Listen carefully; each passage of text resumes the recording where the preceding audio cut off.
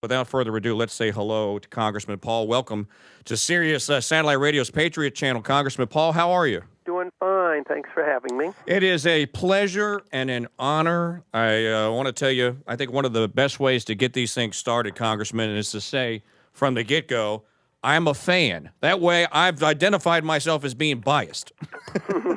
So now it's legal. Yes. So nobody can come at, well, he wasn't objective. You didn't get objective questions and answers. No, I just wanted, we wanted to have a conversation with you, and we're glad that you've been able to take some time today. We have a lot of anxious listeners, Congressman. As you know, Sirius Satellite Radio reaches the entire nation, including the battleground states of South Carolina, Iowa, and New Hampshire. And we get calls all the time from your minions out there, the Ron Paulistas, as I call them. Mm-hmm. And they're very interested in your candidacy, and as am I. And so I have some questions, some policy questions. I'm not going to talk any of this other gobbledygook that tries to get foisted upon you. Let's actually talk policy for while we have some time. Are you up for it? I'm all set. All right. First of all, let's start off with a little foreign policy here, because this has been a big part of your campaign. And it has been talked about and talked about and talked about. But let's talk historical foreign policy, if you will, for a minute. In 1803, 1855, 1955, and in 1916, or in 1855 and 1916, American presidents conducted military operations overseas. Jefferson sent the Marines to Tripoli. You know about this. President Taylor or Buchanan sent the cavalry with Grant and Lee to Mexico City. Teddy Roosevelt went to San Juan Hill himself, and President McKinley had gotten a declaration of war against Spain to go fight in the Philippines, and then we aided the English and the French in the wars against Kaiser Wilhelm II in Germany. Were those constitutionally sound uses of military authority? Well, none of those interventions do I believe were wise. Some of them were marginally constitutional. I guess going into World War I was constitutionally, but it was very unwise and unnecessary. So I think depending on the circumstance, if we dissect each one of those, but foreign intervention is not to our advantage and is not necessary for our national security. So I think the precedents, even started early, haven't done us well, have more or less led us astray. So then let's get to the next foreign policy question then. How far back would President Paul have to go to repeal the foreign policy mistakes of the past to get us on what you feel is a constitutional footing and a wise foreign policy footing? Well, I think you mentioned some of the early ones, and I guess technically you have to go all the way back. But I think the significant event was the Wilsonian era, because he said now we have this moral responsibility to spread democracy and make the world safe for democracy, and it was a moral crusade. And it was very detrimental. The war, there was nearly a stalemate there in 1917. It probably would have ended.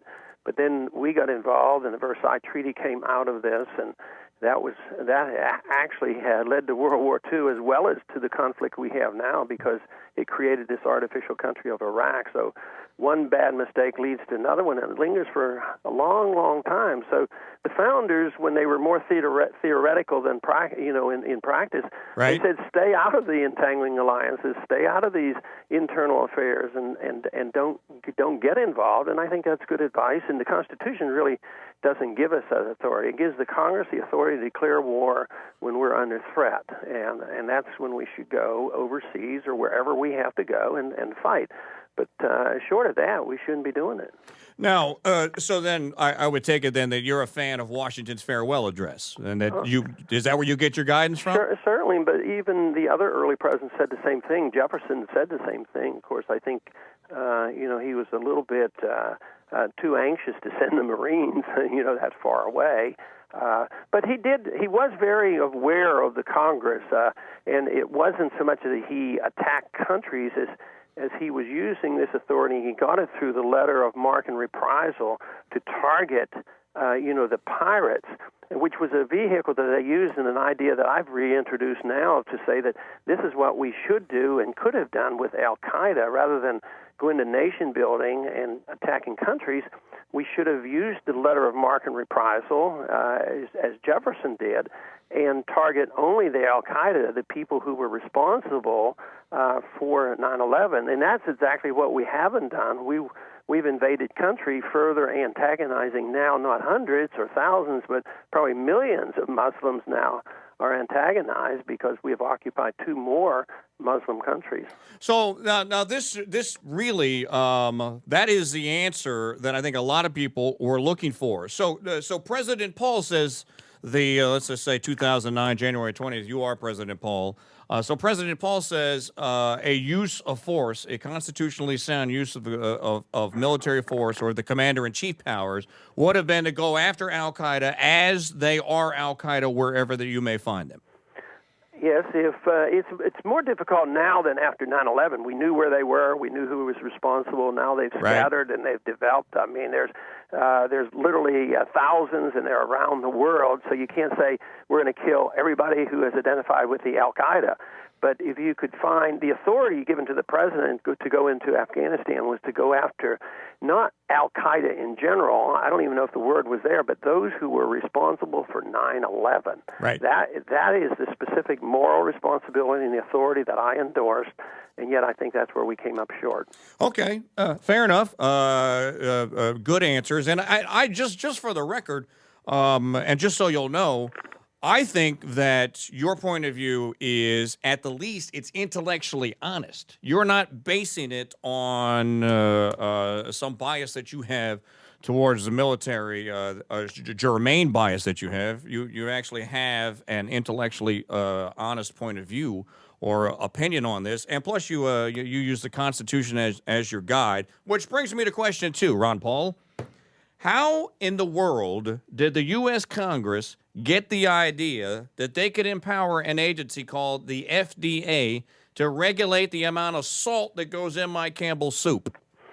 Well, it's done carelessly. It's one drop at a time. It's happened. Probably from the very beginning and incrementally, and certainly in this past century, it was exponentially, and after the Depression and during the time of war. In times of war, people are more willing to have their freedoms undermined, whether it's their economic freedom, their personal choices on foods and what they eat and drink and smoke. It's just that we have allowed ourselves to think that people who act on their own behalf aren't willing to take care of themselves, and somebody else has to take care of us. And we've invented this nanny state approach, and we really can't do anything without the government position. And some people enjoy lording it over the other people. So you have people who want to be taken care of, and some who love taking care of others. Then there's a bunch of us who would like to be just left alone. Yeah, well, individual liberty. Whatever happened to the idea of limited self-government, enunciated in all men are created equal and endowed by the Creator? Everybody knows that line of the Declaration. But read on. Read the rest of it about that these powers are instituted among men. Governments are instituted among men, deriving their just powers from the consent of the governed. Where's that at today? Well, they've totally forgotten it. We've lost faith and confidence, and we become more materialistic. It's not wrong to care about our material well-being, but if that is the only thing we're concerned about, we go to government to take care of our material well-being, especially when they get control of our wealth. Instead, we should concentrate on where the wealth comes from, and that comes from our freedoms and our incentives and our sense of self-reliance. And now we're running out of our wealth, and we're running into a conflict. We've gotten ourselves into such debt. We've undermined our currency, and I think we're facing a major crisis, not only with our liberties, with our economic conditions as well.